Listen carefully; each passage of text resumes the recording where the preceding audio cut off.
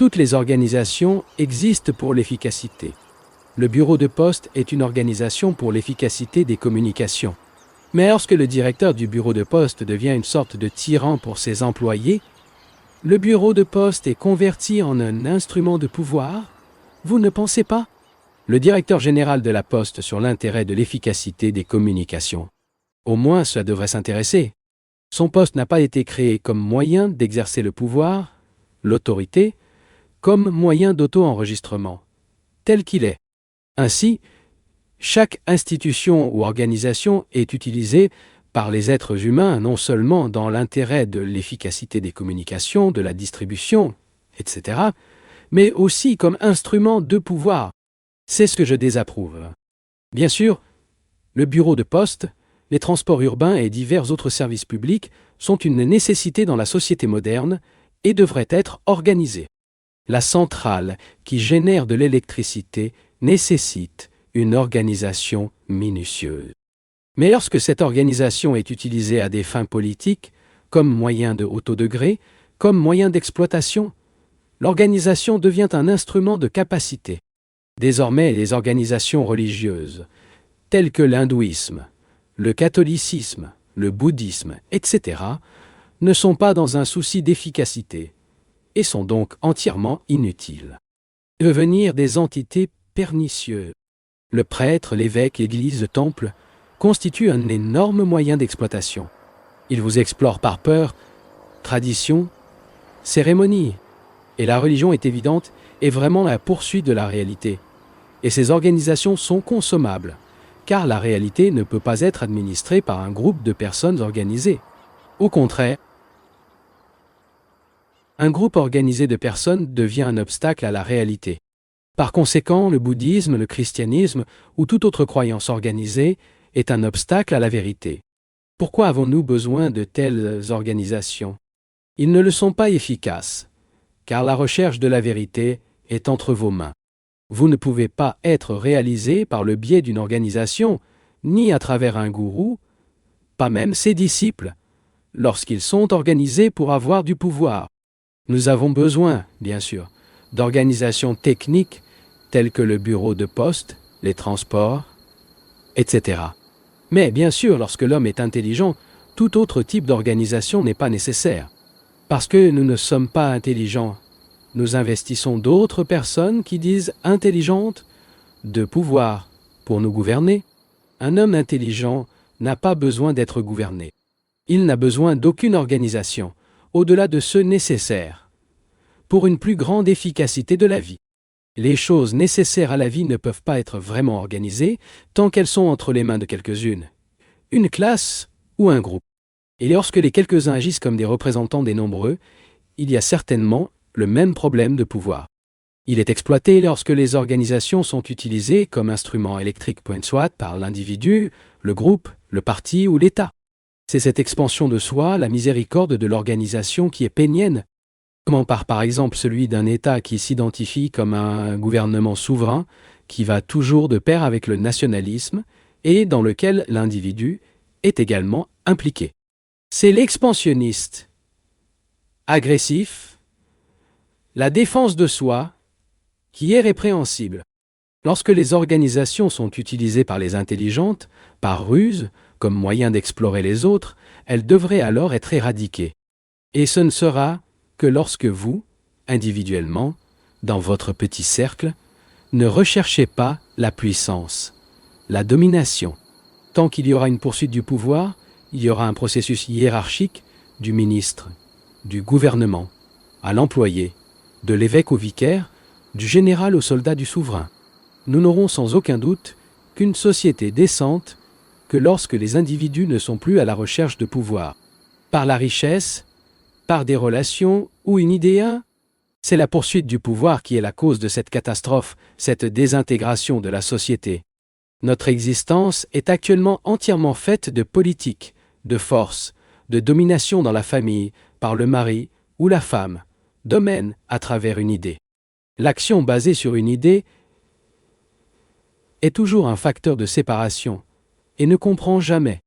Et la poursuite du pouvoir, soit par l'individu ou par l'État, dénote l'expansion, la culture de l'intellect dans lequel il n'y a pas d'amour. Lorsque vous aimez quelqu'un, vous êtes très prudent, organisé spontanément, n'est-ce pas? Vous êtes vigilant, il est efficace d'aider ceci ou cela. C'est quand il n'y a pas d'amour que l'organisation est née comme un instrument de pouvoir. Lorsque vous aimez les autres, lorsqu'il est plein d'affection et de générosité, les organisations ont une signification entièrement diversifiée, conservant à leur propre niveau. Mais lorsque la position de l'individu assume la plus grande importance, lorsqu'il y a un empressement au pouvoir, les organisations sont utilisées comme moyen d'obtenir ce pouvoir. Et la force et l'amour ne peuvent pas coexister. L'amour est votre propre force, votre propre beauté. Et c'est parce que nos cœurs sont vides que nous les remplissons des choses de l'esprit. Et les choses de l'esprit ne sont pas des choses du cœur, parce que les cœurs sont pleins des choses de l'esprit. Nous sommes intéressés par les organisations comme moyen de promouvoir l'ordre, pour promouvoir la paix mondiale. Ce ne sont pas des organisations, mais seulement l'amour qui peut mettre en œuvre l'ordre et la paix dans le monde. Ce ne sont pas les plans d'une utopie, mais seulement la bonne volonté qui peut faire de la conciliation entre les individus. Parce que nous n'avons pas la flamme de l'amour, nous dépendons des organisations. Et au moment où nous avons des organisations sans amour, les smart et les rusés grimpent le poste le plus élevé et en profitent. Nous avons fondé une organisation pour le bien-être de l'humanité et, avant de donner la foi, nous l'avons déjà repris à leur propre fin. Nous avons déclenché des révolutions sanglantes et désastreuses pour promouvoir l'ordre mondial et, avant de le savoir, le monde est déjà entre les mains de quelques maniaques de pouvoir, qui deviennent une nouvelle classe puissante, un nouveau groupe dominant de commissaires, avec votre police secrète. Et l'amour est déplacé. Comment l'homme peut-il vivre sans amour? Ne peut que exister.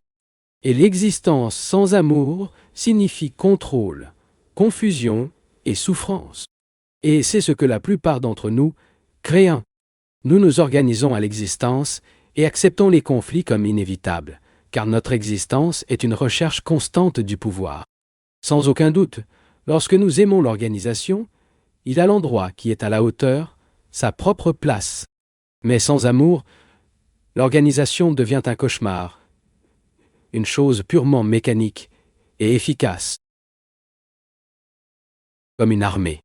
Quand il y a de l'amour, il n'y aura plus d'armée. Mais comme la société moderne est basée sur une simple efficacité, nous devons avoir des armées. Et le but d'une armée est de générer des guerres. Même pendant la paix si appelée, plus nous sommes efficaces intellectuellement, plus nous devenons cruels, plus nous devenons sensibles. C'est pourquoi il y a de la confusion dans le monde. C'est pourquoi la bureaucratie devient de plus en plus puissante. Parce que de plus en plus de gouvernements deviennent totalitaires. Nous nous soumettons à tout cela comme inévitable parce que nous vivons dans le cerveau et non par le cœur. Et c'est pourquoi il n'y a pas d'amour. L'amour est l'élément le plus dangereux et le plus incertain de notre vie. Et parce que nous ne voulons pas être dans l'incertitude, parce que nous ne voulons pas être en danger, nous vivons par l'esprit. L'homme qui aime est dangereux, et nous ne voulons pas vivre dangereusement. Nous voulons vivre uniquement dans le module de l'organisation, pensant que les organisations apporteront l'ordre et la paix au monde. Les organisations n'ont jamais apporté l'ordre et la paix.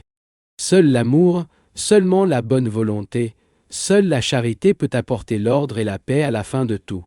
À la fin de tout, et donc maintenant.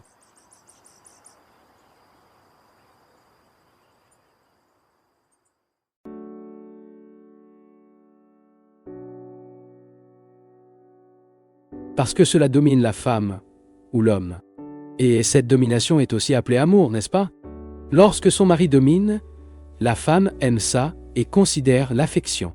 Et quand sa femme gouverne, le mari, il l'aime aussi. Mais pourquoi? Il indique que la domination fournit un certain sentiment d'une plus grande proximité dans les relations. Si ma femme me domine, je me sens très proche d'elle. Et si vous ne dominez pas, je pense que c'est indifférent. Il craint l'indifférence de la part de sa femme ou de son mari, par sa femme ou son homme. Vous êtes prêt à accepter quoi que ce soit tant que vous ne pensez pas que quelqu'un soit indifférent. Vous savez comment vous voulez être très proche de votre gourou. Vous êtes prêt à tout pour sacrifier votre femme, la sincérité, tout, juste pour être proche de lui, parce qu'elle veut sentir qu'il ne vous est pas indifférent. Autrement dit, nous servons nos relations comme moyen de libre service. Bien que les relations ne nous montrent pas ce que nous sommes vraiment satisfaits. C'est pourquoi nous acceptons le domaine d'une autre personne. Lorsque ma femme ou mon mari me domine, cela ne révèle pas ce que je suis, étant une source de satisfaction. Si ma femme ne me maîtrise pas, si elle est indifférente et que je découvre ce que je suis vraiment, cela cause beaucoup de perturbations. Et que suis-je? Une entité vide, rigide et confuse avec certains appétits, et j'ai peur de faire face à tout ce vide. Alors j'accepte la domination de ma femme ou de mon mari, car cela me fait me sentir très proche de lui, ou je ne veux pas me voir comme moi. Ce domaine donne un sentiment de relation. Ce domaine génère de la jalousie. Si vous ne me maîtrisez pas, c'est parce que vous avez les yeux sur quelqu'un d'autre. C'est pourquoi je suis jaloux, car je t'ai perdu. Et je ne sais pas comment me débarrasser de la jalousie, qui est également dans le plan du cerveau. L'homme qui aime n'est pas jaloux. La jalousie est quelque chose du cerveau, mais l'amour n'appartient pas au cerveau. Et là où il y a de l'amour, il n'y a pas de domination. Lorsque vous aimez quelqu'un, ce n'est pas dominant. Vous faites partie de cette personne. Il n'y a pas de séparation, mais une intégration complète. C'est le cerveau qui sépare et crée le problème de domination. Pourquoi les communautés et les nations sont-elles soumises à un patron? Qui sont les communautés et les nations? Un groupe d'individus vivant ensemble? En d'autres termes, la société, la communauté, la nation. C'est vous, l'individu, dans vos relations avec un autre individu. C'est un fait breveté. Pourquoi cherchez-vous un patron? Vous le faites bien sûr, parce que vous êtes confus, n'est-ce pas? Un homme lucide et juste n'a pas besoin de boss. Pour lui, un patron est une chose moleste, un facteur de désintégration dans la société. Vous cherchez un boss parce que c'est déroutant? Vous ne savez pas quoi faire, et vous voulez vous dire ce que vous devez faire, et cherche donc des méthodes de conduite sociale, politique et religieuse. Aussi confus, à la recherche d'un boss. Voir bien ce que cela implique. Si lors de la confusion, il cherche un patron pour vous sortir de la confusion, cela signifie qu'il ne cherche pas de clarté. Vous n'êtes pas intéressé par la cause de la confusion, mais vous voulez juste qu'il vous en sorte. Mais comme il est confus, il choisira un boss également confus. Vous ne chercherez pas un patron qui voit clair, car il vous arrive qu'il doit regarder sa confusion au lieu de le fuir. Il vous dira que la cause de la confusion est en vous-même. Mais ce n'est pas ce que tu veux, non? Vous voulez un patron qui vous retire de la confusion. Et parce que votre esprit est confus, vous en cherchez un qui est également confus? Comment l'esprit confus peut-il guider un autre esprit de la confusion? L'esprit confus doit avoir un guide déroutant. Par conséquent, tous les guides sont inévitablement déroutants, car nous les avons créés à cause de notre confusion. Il est très important de comprendre cela. En comprenant cela, vous ne chercherez pas un patron, mais vous deviendrez responsable de l'élimination de votre confusion. Et seul l'homme confus, qui ne sachant pas agir, cherche un patron pour l'aider à agir.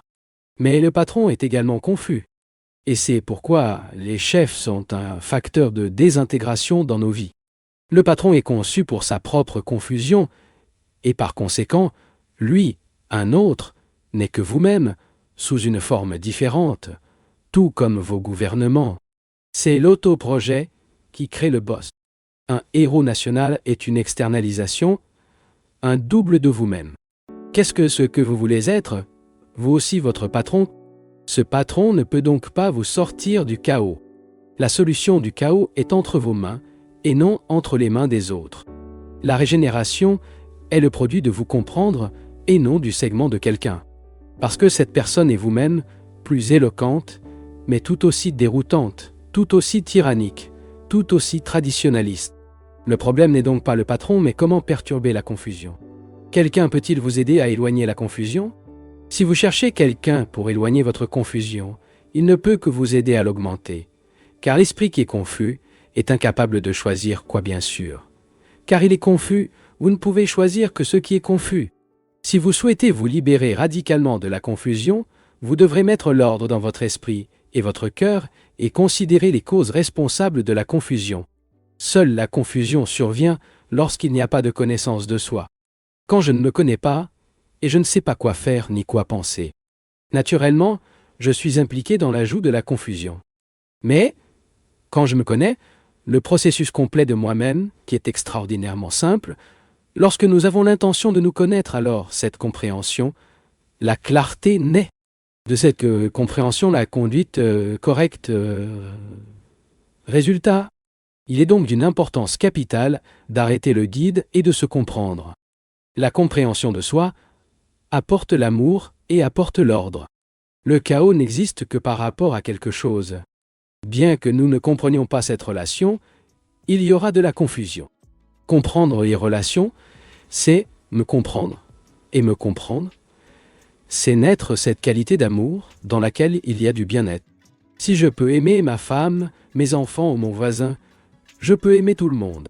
Puisque tu n'aimes personne, je reste uniquement au niveau intellectuel ou verbal concernant l'humanité. L'idéaliste provoque l'ennui.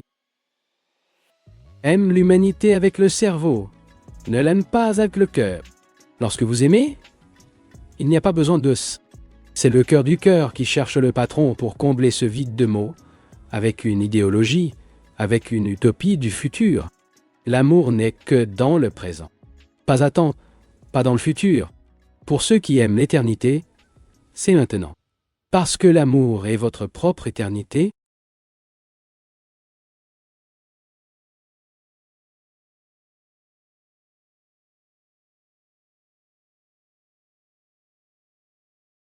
Si tu es arrivé jusqu'ici, c'est que tu as fait preuve de concentration, de présence et d'intérêt. Cela te distingue déjà de beaucoup. Et si tu laissais un commentaire pour dire ce qui t'a le plus marqué, profites-en aussi pour regarder les liens dans la description. Il y a plus de contenu créé avec le même soin pour toi. Merci, une grande accolade, et à bientôt.